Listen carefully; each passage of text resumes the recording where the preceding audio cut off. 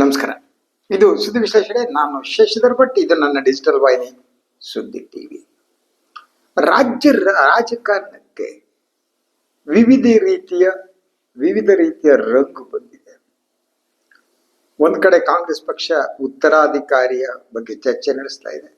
ಸಿದ್ದರಾಮಯ್ಯನವರ ಉತ್ತರಾಧಿಕಾರಿ ಯಾರು, ಹಾಗೇನೆ ಮುಖ್ಯಮಂತ್ರಿಯಾಗಿ ಇನ್ಯಾರು, ಇಂತಹ ಚರ್ಚೆ ಕಾಂಗ್ರೆಸ್ನಲ್ಲಿ ತೀವ್ರಗೊಳ್ತಾ ಇದೆ. ಬಿಜೆಪಿ ಇನ್ನೊಂದು ರೀತಿಯ ಸ್ಥಿತಿ. ಬಿಜೆಪಿಯಲ್ಲಿ ಕೆಲವರು ಡಿ.ಕೆ. ಶಿವಕುಮಾರ್ ಅವರನ್ನ ಮುಖ್ಯಮಂತ್ರಿ ಮಾಡುವುದಕ್ಕೆ ತುದಿಗಾಲ ಮೇಲೆ ನಿಂತಂತೆ ಕಾಣ್ತಾ ಇದೆ. ಇದೊಂಥರ ವಿಚಿತ್ರ ರಾಜಕೀಯ ಪರಿಸ್ಥಿತಿ ಕಣ್ರಿ. ಇನ್ನು ಕೆಲವರು JDS-ನವರು ಎಟ್ ಎನಿ ಕಾಸ್ಟ್ ಕುಮಾರಸ್ವಾಮಿ ಸೇರಿದಂತೆ ಎಟ್ ಎನಿ ಕಾಸ್ಟ್ ಶಿವಕುಮಾರ್ ಮುಖ್ಯಮಂತ್ರಿ ಆಗಬಾರದು ಅನ್ನೋದ್ರಲ್ಲಿದ್ದಾರೆ. ಈಗ ಇಡೀ ರಾಜಕಾರಣ ಕಲಸು ಮೇಲೋಗಲಾಗಿದೆ. ಈ ನಡುವೆ ಒಂದು ಬಹಳ ಮಹತ್ವದ ಸುದ್ದಿ ಬಂದಿದೆ. ಅದು ಮತ ಕಳವಿಗೆ ಸಂಬಂಧಪಟ್ಟದ್ದು. ಯಾವಾಗ ಈ ಪ್ರಕರಣ ಪ್ರಸ್ತಾಪ ಆಯಿತು, ಆಗ ಎಲ್ಲರೂ ಕೂಡ ಬೇರೆ ಬೇರೆ ರೀತಿ ಮಾತನಾಡ್ತಾ ಇದ್ರು. ಬಿಜೆಪಿಯವರು ಟೀಕೆ ಮಾಡ್ತಾ ಇದ್ರು. ಇಲೆಕ್ಷನ್ ಕಮಿಷನ್ ಪ್ರತಿ ಹಂತದಲ್ಲೂ ಕೂಡ ಬಿಜೆಪಿಯ ಅಂಗಸಂಸ್ಥೆ ಅನ್ನುವಂತೆ ವರ್ತನೆ ಮಾಡ್ತಾ ಇತ್ತು. ಈಗ ಕರ್ನಾಟಕದ ಆಡಳಿತಕ್ಕೆ ಸಂಬಂಧಪಟ್ಟ ಹಾಗೆ ಕೆಲವು ಸ್ಫೋಟಕ ಮಾಹಿತಿಗಳು ಬಂದಿವೆ, ಮತಗಳ್ಳತನಕ್ಕೆ ಸಂಬಂಧಪಟ್ಟ ಹಾಗೆ. ಮತ್ತು ಈ ಆರೋಪ ಏನಿದೆ, ಈ ಆರೋಪವನ್ನ ಕಾಂಗ್ರೆಸ್ನ ನಾಯಕರಾಗಿರುವ ರಾಹುಲ್ ಗಾಂಧಿ ಅವರು ಮಾಡಿದ್ರು. ಅದಕ್ಕೂ ಮೊದಲು ನಮ್ಮವರೇ ಆದ BR ಪಾಟೀಲರು ಮಾಡಿದ್ರು. ಈಗ ಈ ಆರೋಪ ಸತ್ಯ ಅನ್ನುವ ಸ್ಥಿತಿ ಬಂದಿದೆ. ಸತ್ಯ ಅಂತ ಹೇಳಿ ದಾಖಲೆಗಳು ದೊರಕ್ತಾ ಇದೆ. SIT ತನಿಖೆ ವೆರಿ ಇಂಟ್ರೆಸ್ಟಿಂಗ್ ಒಂದು ಸ್ಟೇಜಿಗೆ ಬಂದು ನಿಂತಿದೆ. ಆದ್ರೆ ಬಿಜೆಪಿಯವರು ಇದಕ್ಕೆ ತಲೆ ಕೆಡಿಸ್ಕೊತಾ ಇಲ್ಲ. ಬಿಜೆಪಿಯವರಿಗೆ ಡಿ.ಕೆ. ಶಿವಕುಮಾರ್ ಮುಖ್ಯಮಂತ್ರಿ ಆಗ್ಬೇಡ ಆ ವಿಚಾರದಲ್ಲಿ ಅವ್ರು ತಲೆ ಕೆಡಿಸ್ಕೊಂಡಿದ್ದಾರೆ. ಮತಗಳ್ಳತನ ಅವ್ರಿಗೆ ಗೊತ್ತಿರೋದ್ರಿಂದ ತಲೆ ಕೆಡಿಸ್ಕೋಬೇಕಾಗಿಲ್ಲ. ಸೊ ಏನ್ ಹೇಳುತ್ತೆ ಅಂತಂದ್ರೆ, ಈ ಮತಕಳವು ಪ್ರಕರಣಕ್ಕೆ ಸಂಬಂಧಪಟ್ಟ ಹಾಗೆ ಅಕ್ರಮ ಅರ್ಜಿ ಸಲ್ಲಿಸಿದವರಿಗೆ ಒಟ್ಟು 4.80 ಲಕ್ಷ ರೂಪಾಯಿಯನ್ನು ಪಾವತಿ ಮಾಡಲಾಗಿದೆ ಅಂತ. ಹಾಗೇನೆ ಯಾವ್ಯಾವ ಹೆಸರುಗಳನ್ನ ಕಿತ್ತಾಕುವುದಕ್ಕೆ ಇನ್ನೊಂದಕ್ಕೆ 80 ರೂಪಾಯಿ ಪ್ರತಿ ಇದಕ್ಕೆ ಅರ್ಜಿಗೆ ಕೊಡಲಾಗಿದೆ ಅನ್ನೋದು. ಸೊ ಇದು ಬಹಳ ಆಘಾತಕಾರಿ ಅಂತ. BR ಪಾಟೀಲರು ನಿಮಗೆ ಗೊತ್ತಿದೆ, ಅವರು ಆಳಂದದಿಂದ ಎಲೆಕ್ಷನ್ ನಿಂತವರು. ಅವ್ರ ವಿರುದ್ಧ ಬಿಜೆಪಿಯ ಸುಭಾಷ್ ಗುತ್ತೇದಾರ್ ಅವರು ನಿಂತಿದ್ರು. ಸೊ ಇದು ಹೇಗಿತ್ತು ಅಂತಂದ್ರೆ, ಒಂದು ಎಲೆಕ್ಷನ್ ನಲ್ಲಿ, ಈಗಿನ ಎಲೆಕ್ಷನ್ ಅಥವಾ ಹಿಂದಿನ ಎಲೆಕ್ಷನ್ ನಲ್ಲಿ ಸುಭಾಷ್ ಗುತ್ತೇದಾರ್ ಗೆದ್ದಿದ್ರು. ಸೊ ಈಗ ಇಲೆಕ್ಷನ್ ನಲ್ಲಿ ನಿಯರ್ಲಿ 10,000 ಮತದ ಅಂತರದಲ್ಲೇನೋ BR ಪಾಟೀಲ್ ಗೆದ್ದಿದ್ರು, ಕಾಂಗ್ರೆಸ್ ಪಕ್ಷದವರು. ಸೊ ಅವ್ರು ಗೆದ್ದವರು ಅದಾದ ಮೇಲೆ ಅವ್ರು ನೋಡ್ತಾ ಇದ್ದಾಗ ಅನುಮಾನ ಬಂದಿತ್ತು. ಎಲ್ಲ ಗೊತ್ತಿದ್ದ ಪ್ರಸ್ತಾಪ ಆಯ್ತು. ನಂತರ SIT ತನಿಖೆ ಘೋಷಿಸಲಾಯಿತು. ಇವಾಗ SIT ಮೂಲಗಳು ಹೇಳುವ ಪ್ರಕಾರ 2023ರ ವಿಧಾನಸಭಾ ಚುನಾವಣೆಗೆ ಪೂರ್ವದಲ್ಲಿ ಈ ಕ್ಷೇತ್ರದಲ್ಲಿ ಒಟ್ಟು 6,000ಕ್ಕೂ ಹೆಚ್ಚು ಮತದಾರರ ಚೀಟಿಗಳನ್ನ ಅಕ್ರಮವಾಗಿ ರದ್ದುಪಡಿಸಲು ಅರ್ಜಿ ಸಲ್ಲಿಸಿದ್ದವರಿಗೆ 4.80 ಲಕ್ಷ ಕೂಲಿ ನೀಡಲಾಗಿದೆ ಎಂಬುದು CID ವರದಿಯಲ್ಲಿ ತಿಳಿಸಿದೆ. ಮೊಹಮ್ಮದ್ ಅಶ್ಫಾಕ್ ಮತ್ತು ಅಕ್ರಮ್ ಎಂಬುವರು ಪಾಲುದಾರಿಕೆಯಲ್ಲಿ ನಡೆಸ್ತಾ ಇದ್ದ ಸೈಬರ್ ಸೆಂಟರ್ ಒಂದರಲ್ಲಿ ಜುನೇದ್, ಅಸ್ಲಾಂ, ನದೀಮ್ ಅವರು ಕೆಲಸ ಮಾಡ್ತಾ ಇದ್ರು. 2022ರ ಡಿಸೆಂಬರ್ನಿಂದ 2023ರ ಫೆಬ್ರವರಿವರೆಗೆ ಹಗಲು ರಾತ್ರಿ ಸೈಬರ್ ಸೆಂಟರ್ನಲ್ಲೇ ಉಳಿದು ಈ ಮೂವರು ಅಕ್ರಮವಾಗಿ ಅರ್ಜಿಗಳನ್ನು ಸಲ್ಲಿಸ್ತಾ ಇದ್ರು ಅನ್ನೋದು SIT ತನಿಖೆ ಸಂದರ್ಭದಲ್ಲಿ ಗೊತ್ತಾಗಿತ್ತು. ಈ ಸೈಬರ್ ಸೆಂಟರ್ನಲ್ಲಿ ಆಧಾರ್ ತಿದ್ದುಪಡಿ, BPL ತಿದ್ದುಪಡಿ, ಜಾತಿ ಆದಾಯ ಪ್ರಮಾಣ ಪತ್ರಕ್ಕೆ ಅರ್ಜಿ ಸಲ್ಲಿಸುವ ಕೆಲಸ ಮಾಡಲಾಗ್ತಾ ಇತ್ತು. ಹೀಗೆ ಅರ್ಜಿ ಸಲ್ಲಿಸಲು ಬಂದಿದ್ದವರ ದಾಖಲೆಗಳನ್ನ ದುರ್ಬಳಕೆ ಮಾಡಿಕೊಂಡು 100 ಹೊಸ ಸಿಮ್ ಕಾರ್ಡ್ಗಳನ್ನ ಖರೀದಿಸಲಾಗಿದೆ. ಜೊತೆಗೆ ಕಲಬುರಗಿ ಸುತ್ತಮುತ್ತಲ ಇರುವ ಕೋಳಿ ಫಾರ್ಮ್ಗಳಲ್ಲಿ ದುಡಿಯುವ 75 ಕೂಲಿ ಕಾರ್ಮಿಕರ ಮೊಬೈಲ್ ನಂಬರ್ಗಳನ್ನ ದುರ್ಬಳಕೆ ಮಾಡಿದ್ರು. ಇದೊಂದು ಅತಿ ದೊಡ್ಡ ಜಾಲ ಅಂತ, ಅತಿ ದೊಡ್ಡ ಜಾಲ. ಅಂದ್ರೆ ಇಡೀ ಚುನಾವಣಾ ಫಲಿತಾಂಶವನ್ನೇ ಬುಡಬೇಲು ಮಾಡುವಂತಹದ್ದು. ಇದು ಇಡೀ ಅವರ ಈ ಮೋಡಸ್ ಆಫ್ ಅಪರಂಡಿಗಳನ್ನ ನೋಡಿ. ಚುನಾವಣಾ ಆಯೋಗದ ನಿಯಮಗಳ ಪ್ರಕಾರ ಒಂದು ವಿಧಾನಸಭಾ ಕ್ಷೇತ್ರದ ಮತದಾರರ ಚೀಟಿಯನ್ನು ರದ್ದುಪಡಿಸುವುದಕ್ಕೆ ಅರ್ಜಿ ಸಲ್ಲಿಸುವವರು ಅದೇ ಕ್ಷೇತ್ರದ ಮತದಾರರಿರಬೇಕು. ಆಳಂದ ಕ್ಷೇತ್ರದ ವಿವಿಧ ಮತಗಟ್ಟೆಗಳ ಮತದಾರರ ಪಟ್ಟಿಯನ್ನ ಇರಿಸಿಕೊಂಡಿದ್ದನ್ನ ಆರೋಪಿಗಳು ಈ ಪೈಕಿ ಕೆಲವು ಮಂದಿಯನ್ನು ಆಯ್ಕೆ ಮಾಡಿಕೊಂಡ್ರು. ಈ ಮತದಾರರ ಎಪಿಕ್ ಸಂಖ್ಯೆ, ಹೋಮ್ ಸಿಮ್ ಕಾರ್ಡ್ಗಳ ಮೂಲಕ ನಕಲಿ ಬಳಕೆದಾರರ ಖಾತೆಗಳನ್ನು ಸೃಷ್ಟಿಸಿದರು.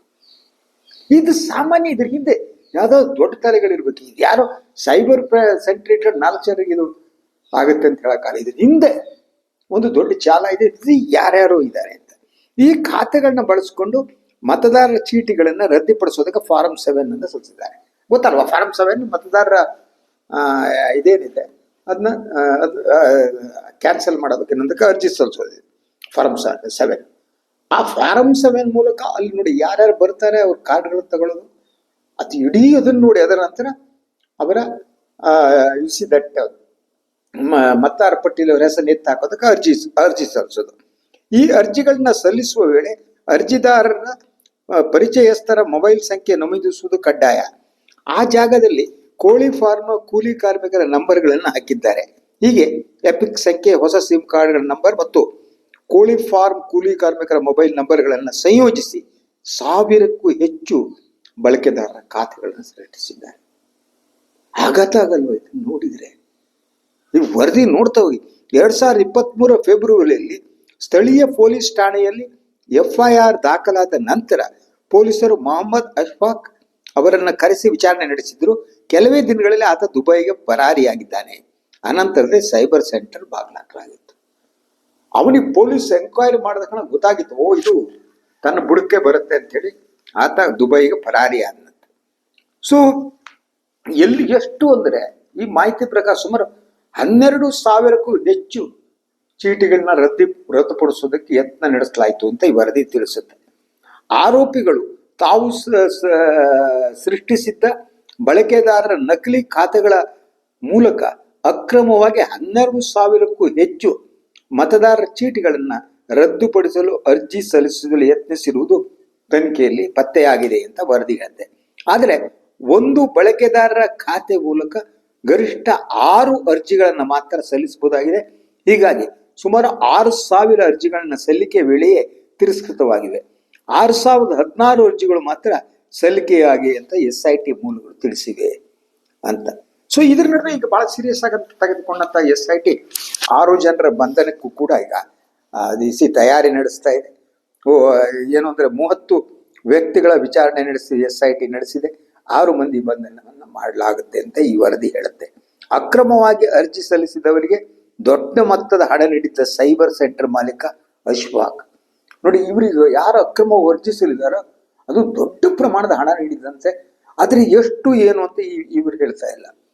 ಸೊ ಹಾಗಿದ್ರೆ ಇದ್ರ ಹಿಂದಿರುವುದು ಯಾರು ನೋಡಿ? ಅಶ್ಫಾಕ್ ಚಾರ್ಟರ್ಡ್ ಅಕೌಂಟೆಂಟ್ ಒಬ್ಬರಿಂದ ಹಣ ರವಾನೆ ಆಗಿದೆ.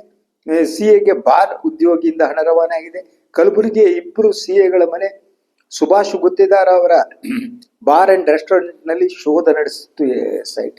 ಗೊತ್ತಿದೆ ಅವಾಗ ಸುಭಾಷ್ ಗುತ್ತೇದಾರ್ BJP ಅಭ್ಯರ್ಥಿ ಏನಾಗಿದ್ರು, ಅವರ ಮನೆಯಲ್ಲಿ ಸಿಕ್ಕ ಕೆಲವು ಮತದಾರ ಪತ್ರಗಳನ್ನ ಸುಟ್ಟು ವರದಿ ಕೂಡ ಆಗಿತ್ತು.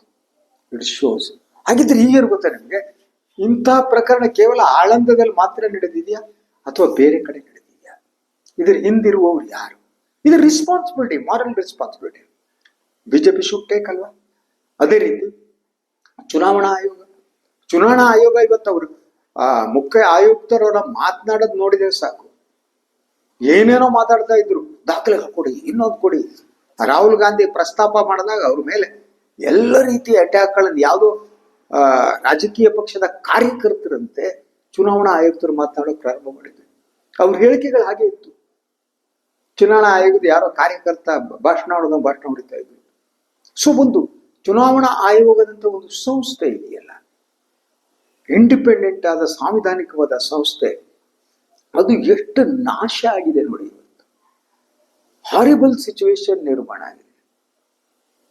ಸೊ ಇದ್ರ ಬಗ್ಗೆ ತನಿಖೆ ನಡೀಬೇಕಾಗಿದೆ. ಈಗ ಕೇವಲ ಕರ್ನಾಟಕದಲ್ಲಿ ಮಾತ್ರ ಅಂತ ಅನ್ಸಲ್ಲ, ಎಲ್ಲ ಕಡೆ ಅದ್ರ ಜೊತೆಗೆ SIR ಒಂದು ಬೇರೆ ಮತದಾರರ ಪಟ್ಟಿಗಳ ಪರಿಷ್ಕರಣೆಗೆ ಸಂಬಂಧಪಟ್ಟಾಗಿ ನಡೀತಾ ಇರೋದು